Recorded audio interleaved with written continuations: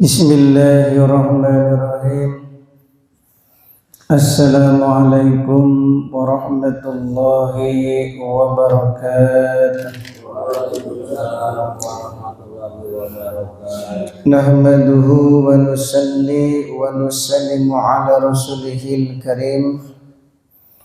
Allahumma la ilma lana illa ma 'allamtana innaka anta 'alamul ghuyub. Rabbi shrah li sadri wa yassir li amri wa hlul 'uqdatam min lisani yafqahu qawli. Jamaah salat subuh yang sama-sama dirahmati oleh Allah Subhanahu wa taala. Bersyukur kita sebelumnya kepada Allah Subhanahu wa taala. Alhamdulillah, Allah Subhanahu wa taala telah menghidupkan kita dari mati yang sementara, yaitu tidur, di mana tidur ini bagian daripada kematian. Berapa banyak orang yang tidur tidak bisa bangun kembali. Maka alhamdulillah kita tidur tahun 2023, bangun-bangun sudah tahun 2004, masih hidup. Alhamdulillah. Kita hidup ini karena dihidupkan oleh Allah. Untuk apa kita dikasih hidup oleh Allah? Tiada lain, hanya untuk beribadah kepada Allah. Maka kalau kita niatnya mencari dunia, itu keliru. Dunia itu hanya sekedar keperluan, namanya perlu hanya sekedar untuk meluruskan tulang punggung agar kita bisa ibadah dengan sempurna. Kalau badan kita ini sehat, dan badan kita sehat kalau kita makan dengan teratur. Nah, makanan itu kita bisa didapat dengan mencari uang. Jadi mencari uang pun ya niatnya untuk sekedar keperluan hidup agar kita bisa ibadah dengan Allah dengan cara yang baik. Hadirin yang dimuliakan oleh Allah Subhanahu wa taala, dan tahun 2024 ini tentunya umur kita bertambah atau berkurang? Berkurang atau bertambah? Secara nominal bertambah, tapi hakikatnya berkurang. Lihat itu jam, hitungan detik, ya, hitungan detik, tek, tek, itu semakin berkurangnya umur kita, yang tanpa kita sadari, ya, itu bunyi jam, hitungan detik, tek, tek, tek, itu berkurangnya umur kita, bukan makin bertambah. Maka setiap orang itu pada hakikatnya semakin dekat dengan kuburnya masing-masing. Ya, orang boleh pergi ke Pangandaran, ke mana? Ciwidey, ke Lembang, ke Bali. Wah, jauh lagi Bali. Ya, mana? Nah, ya, Jogja. Itu pada hakikatnya mereka itu menuju ke kuburnya masing-masing. Karena dengan perjalanan manusia itu dalam hitungan detik semakin berkurang umur seseorang, bukan makin bertambah. Maka kalau jatah umur kita seumpama 1 hari, ya tinggal hitungan detik. Tapi insya Allah jamaah syukur nih umurnya panjang-panjang semua. Ya, belum jadi orang kaya nih. Ya, mudah-mudahan ya, 2024 ya, jamaah syukur yang rajin sholat berjamaah, istighosah, ini rezekinya semakin barokah. Amin. Badannya sehat terus, bagi yang tua-tua nih kita doakan kayak si Abah Haji Rusnadi, Masya Allah ini semoga panjang umur dan sehat selalu, bukan panjang. Kalau kita mendoakan orang lain panjang umur sehat selalu, justru yang pertama kali dipanjangkan adalah yang mendoakan. Amin. Maka jangan pelit-pelit jadi orang itu. Kalau memang nggak bisa ngasih uang, makanan, paling tidak dengan doa. Insyaallah.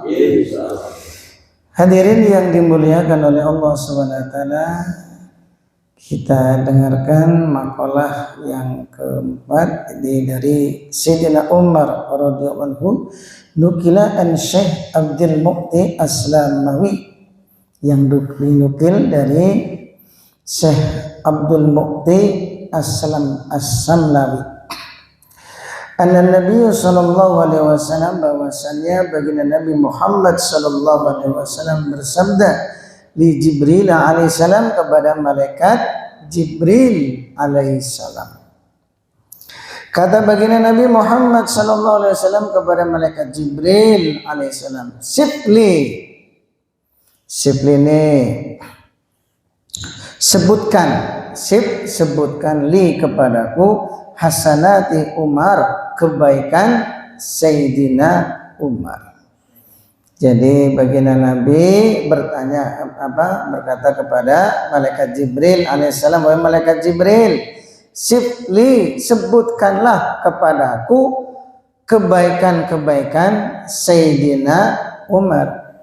Karena kita tahu bahwa seluruh imannya orang Islam, ya, kemudian ditambah imannya para wali, termasuk Wali Songo, ya, Syabdul Qadir Jailani, beliaran manusia umat Islam, itu dibanding dengan imannya Sayyidina Umar, masih berat imannya Sayyidina Umar. Maka Nabi pun kan bertanya kepada malaikat Jibril, coba sebutkan berapa kebaikan Sayyidina Umar. Faqala, maka malaikat Jibril menjawab, lau kanatil biharu midadan, andaikan air laut dijadikan tintanya, wasyajuru aklaman, dan pepohon jadikan penanya, lama hasartuha, niscaya aku tidak bisa menghitung kebaikan Sayyidina Umar. Masya Allah. Jadi andaikan air laut itu dijadikan tintanya, padahal tinta satu gelas itu bisa menghitung berapa kira-kira Pak Lili? Satu tinta banyak lah, bisa jutaan itu satu tinta gelas, betul nggak? Bisa jutaan dihitung. Ya, nah, kalau satu ember berapa? Kalau satu sumur, satu sungai, ini semua air laut dijadikan tintanya. Ya, kira-kira berapa lama untuk menghitung? Ya, ini andaikan air laut dijadikan tintanya dan pohon-pohon dijadikan penanya untuk menghitung kebaikan Sayyidina Umar, apa kata kata malaikat Jibril, lama hasartuha, niscaya aku tidak bisa menghitung kebaikan Sayyidina Umar. Faqala, maka kata baginda Nabi Muhammad sallallahu alaihi wasallam, wahai Jibril, kalau engkau tidak bisa menghitung kebaikan Sayyidina Umar, sifli, sebutkanlah kepadaku hasanati Abu Bakar, kebaikan Sayyidina Abu Bakar. Faqala, maka malaikat Jibril menjawab, Umaru hasanatun min hasanati Abi Bakar. Kebaikan Sayyidina Umar itu baru salah satu dari sekian kebaikan Sayyidina Abu Bakar. Masya Allah. Jadi kebaikan Sayyidina Umar yang kalau dihitung oleh malaikat Jibril tidak mampu untuk menghitungnya, itu dibandingkan dengan kebaikan Sayyidina Abu Bakar, itu kebaikan Sayyidina Umar baru salah satu dari sekian kebaikan Sayyidina Abu Bakar. Berarti lebih hebat lagi, Masya Allah. Makanya imannya seluruh para sahabat, iman yang bisa mendatangkan pertolongan Allah, ya, imannya para sahabat itu iman yang bisa mendatangkan pertolongan Allah, karena yakinnya yang sempurna. Sholat 2 rakaat langsung keluar air, sholat 2 rakaat langsung bisa berjalan di atas air, sholat 2 rakaat bisa membelah gunung. Ini keimanannya para sahabat. Ditambah dengan imannya para tabi'in, imannya para tabi'in, imannya para wali songo, dan imannya seluruh para wali-wali, termasuk pimpinannya wali, yaitu siapa? Syekh Abdul Qadir Jailani, ya. Kemudian imannya seluruh umat Islam di seluruh dunia sampai akhir zaman, ya. Ditambah imannya Sayyidina Umar yang begitu hebatnya dibandingkan dengan imannya Sayyidina Abu Bakar, masih berat imannya Sayyidina Abu Bakar radhiyallahu anhu. Nah, kenapa imannya Sayyidina Abu Bakar ini lebih hebat dibandingkan iman-iman yang lain? Dan amalnya ini juga kebaikannya nggak bisa dihitung lagi. Kalau kebaikan Sayyidina Umar saja itu tidak bisa dihitung oleh malaikat Jibril, apalagi kebaikan Sayyidina Abu Bakar radhiyallahu. Di mana letak kelebihan Sayyidina Abu Bakar itu? Letaknya di amalan hati. Amalan hati. Apa kata Nabi? Arfaqu ummati bi ummati Abu Bakar. Umatku yang paling sayang kepada umatku adalah Sayyidina Abu Bakar. Jadi ini pelajaran, ya. Orang itu akan memiliki derajat yang tinggi kalau orang punya sifat kasih sayang kepada manusia. Semakin orang itu sayang kepada manusia, semakin disayang oleh Allah. Baik kepada manusia, kepada hewan, ya. Nah, Sayyidina Abu Bakar itu orang yang paling sayang kepada umat, ya, baginda Nabi Muhammad sallallahu alaihi wasallam. Amalan hati. Kalau dari segi amalan ibadah, kata ulama, kalau masalah ibadah antara sahabat dengan tabi'in itu banyakkan tabi'in, ya. Termasuk kita tahu cucu baginda Nabi Muhammad sallallahu alaihi wasallam yang bernama Ali Zainal Abidin itu tidak akan tidur sebelum sholat 1000 rakaat. Kebayang nggak sholat 1000 rakaat? Kira-kira kalau kita sholat 1000 rakaat, ya bah, ini pinggang nih cangkel nggak? 1000 rakaat. Dan kemudian Imam Ahmad Ibnu Hanbal setiap malam sholat sunnah 300 rakaat. Orang-orang dulu hebat-hebat. Tapi bagaimanapun hebatnya ibadah setelah sahabat, itu tidak bisa mengalahkan sekecil-kecilnya amalannya para sahabat. Walaupun kelihatannya amalnya biasa, tapi tidak bisa dikalahkan oleh orang-orang setelahnya. Karena di antara kelebihan para sahabat itu orang yang paling sayang kepada umat. Andaikan sahabat itu tidak sayang kepada umat, mereka tidak meninggalkan Madinah, tidak meninggalkan kota Mekah. Karena orang yang sholat di Mekah pahalanya berapa? Pahalanya berapa? Dilipatkan 100.000. Kalau sholat di Madinah berapa kalimat? Berapa? Siapa yang tahu? 1000 ya? 1000 dilipatkan 1000. Kalau sholat di Masjid As-Syukur cuma hiji. Cuma hiji. Kalau para sahabat itu memikirkan kepentingan pribadi, ya mereka nggak mau, ya, keluar daripada Madinah.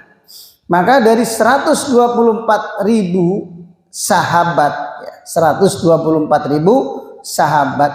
Itu yang meninggal di Madinah dan di Mekah hanya kurang lebih 10.000. 123.000 meninggal di luar Mekah dan Madinah. Coba renungkan. 124.000 sahabat yang meninggal di Mekah dan di Madinah hanya cuma berapa? Pokoknya yang 123.000 berapa berarti ya? 1.000 ya? Berarti hanya 1.000 yang meninggal di Mekah dan Madinah. 124.000-nya keliru. 10.000 berarti yang meninggal di luar Madinah itu 114 ya. 114.000 yang meninggal di luar Madinah dan Mekah karena 10.000. Kata ulama 10.000 sahabat yang meninggal di Mekah dan Madinah.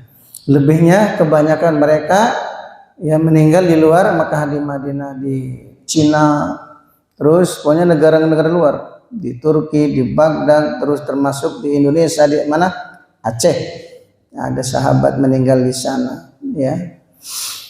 Masya Allah, itu karena sahabat itu sayang kepada umat, umat. Kemudian setelah sahabat tingkatan sayang tabi'in, tabi'ut tabi'in, kemudian para wali termasuk wali songo. Ini kita ambil pelajaran tuh dari amalan hati ya. Jadi wali songo itu namanya selalu dikenang oleh umat Islam khususnya di tanah Jawa karena mereka tuh ya sayang kepada kita. Andaikan wali songo ini nggak sayang sama kita, ya mereka ya tetap di mana?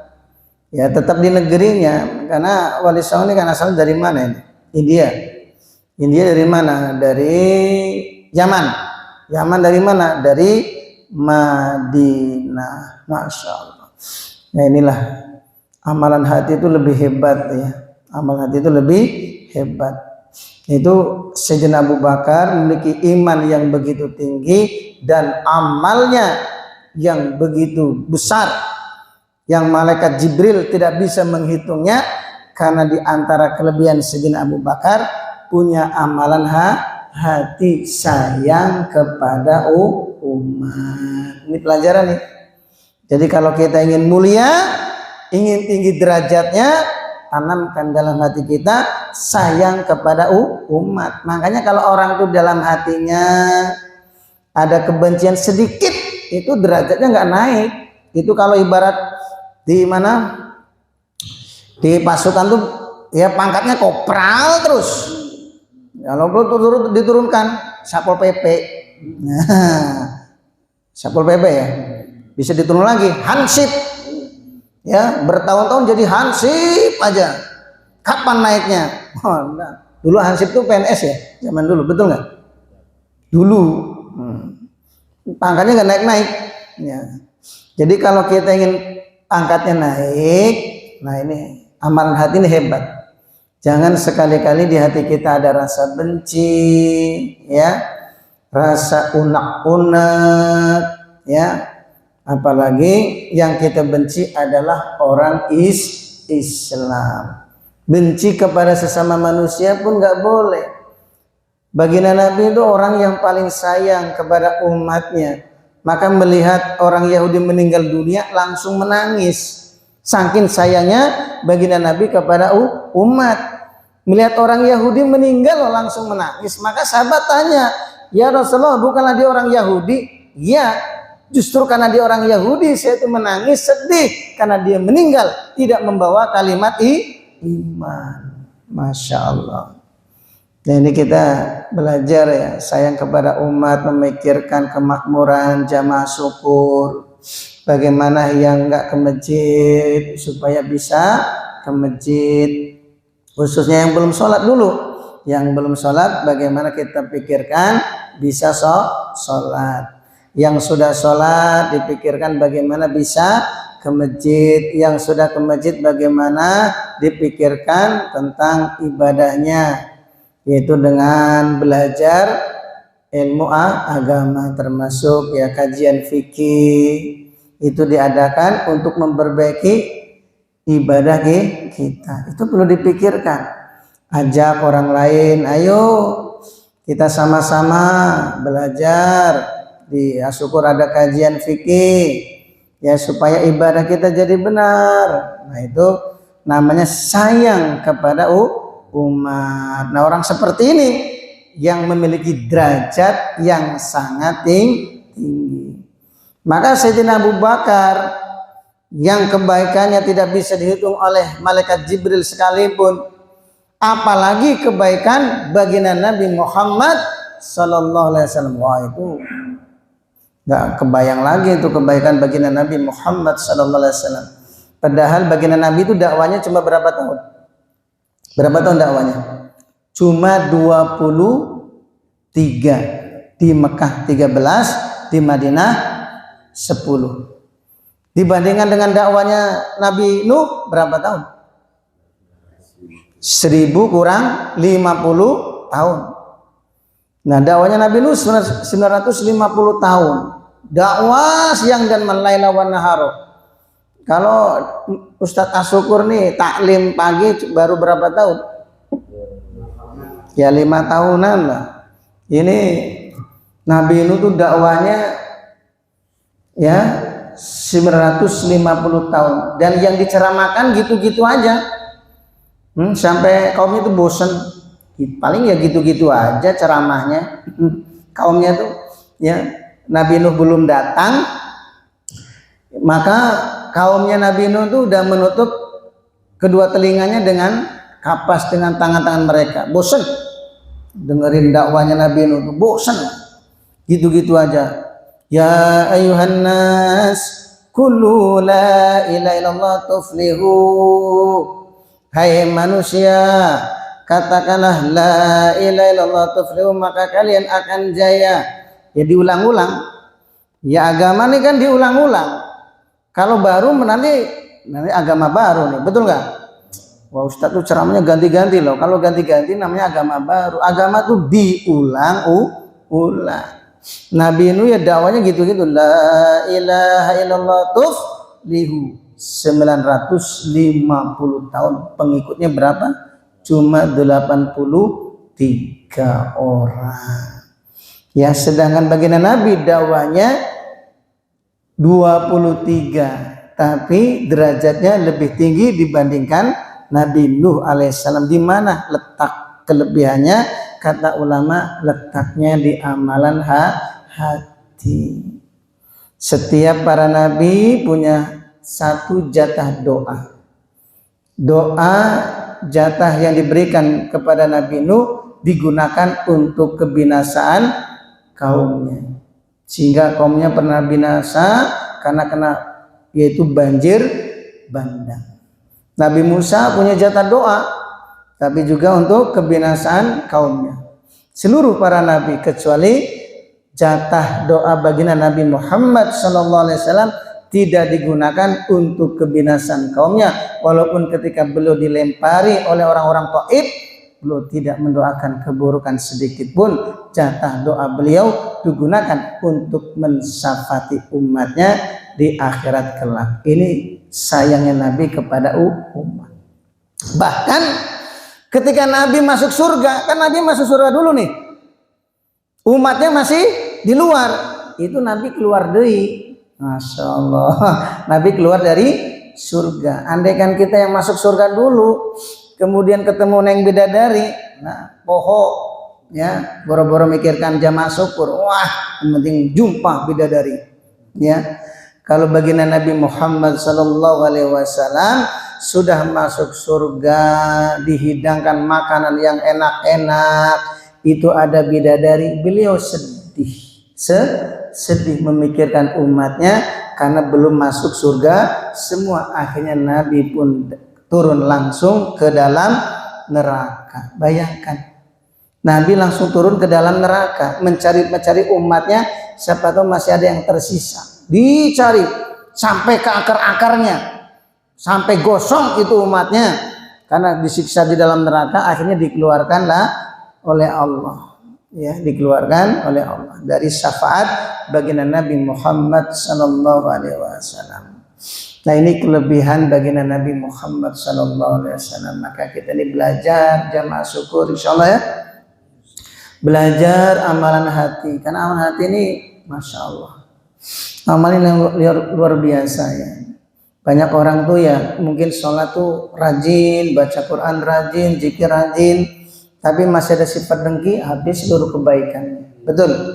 Ada orang tuh ya pengajian dari hari Senin sampai hari Ahad gitu ya, tapi masih ngomongin orang, habis lagi kebaikannya ya. Atau banyak orang tuh ya ibadahnya tekun, tapi di hatinya masih ada sifat kedengkian, ada sifat sombong, ada sifat apa yang masih banyak penyakit hati, sehingga seluruh kebaikan itu habis. Maka orang itu kadang sedikit ibadahnya tapi hatinya sayang kepada sesama. Maka ini perlu kerjasama kita jamaah syukur, berusaha untuk memakmurkan masjid As-Syukur, memikirkan orang-orang di sekitar As-Syukur, bagaimana yang belum sholat untuk bisa sholat, yang sudah sholat bagaimana bisa sholat ke masjid, yang sudah ke masjid bagaimana supaya sholatnya semakin baik, yaitu dengan diajak belajar kajian hari Ahad. Masya Allah. Kemudian untuk meningkatkan amal ibadah kita, ya duduk dalam takdim pada subuh. Ini karena kitab ini masalah hati ya, supaya ibadah kita ini betul-betul diterima oleh Allah. Kalau hati kita ini baik. Hadirin yang dimuliakan oleh Allah SWT, ini ya tadi tentang amalan Sayyidina Umar dan amalan Sayyidina Abu Bakar. Kebaikan, dimana kebaikan Sayyidina Abu Bakar ini itu melebihi kebaikan Sayyidina Umar. Kebaikan Sayyidina Umar yang malaikat Jibril tidak bisa menghitungnya, dibandingkan dengan kebaikan Sayyidina Abu Bakar, itu baru salah satu di antara kebaikan-kebaikan Sayyidina Abu Bakar. Kenapa? Karena Sayyidina Abu Bakar punya amalan hati, yaitu orang yang paling sayang kepada umat baginda Nabi Muhammad sallallahu alaihi wasallam. Jadi kalau jamaah syukur, sholat tahajud nggak bisa istiqomah, baca Quran nggak bisa 1 juz setiap hari, puasa Senin Kemis nggak pernah, 3 hari 3 bulan apalagi, paling ya puasanya Ramadan, jaga hati. Insyaallah jaga hati, karena kemarin sudah diterangkan tirakat yang paling berat adalah memiliki hati yang baik. Ya ditahan, memang kita ini sifat dengki ya selalu ada tuh, mesti ya manusiawi, setiap orang itu ada sifat dengki. Cuma kalau ada ditahan. Kemudian ada rasa benci, ditahan, dihilangkan. Ya, dengan apa? Dengan kita mendoakan orang lain. Itu termasuk hadiah. Karena kata Nabi, tahadau tahabbu, salinglah memberi hadiah. Dengan saling memberi hadiah maka akan timbul kasih sayang. Kalau nggak bisa dengan uang, dengan doa. Insyaallah. Nah kalau orang itu sering kirim Fatihah, ya dengan orang, saya kirim Fatihah, hadiahkan buat Pak Lili, nah, itu namanya sebagai tanda sayang. Itu akan timbul kasih sayang. Melihat wajahnya nanti Pak Lili ya, seumpama melihat wajahnya itu orang yang ngirim Fatihah itu senang, dipandang tuh senang. Tapi kalau orang nggak kirim Fatihah, itu nanti sebel. Mananya sebel, kelihatan.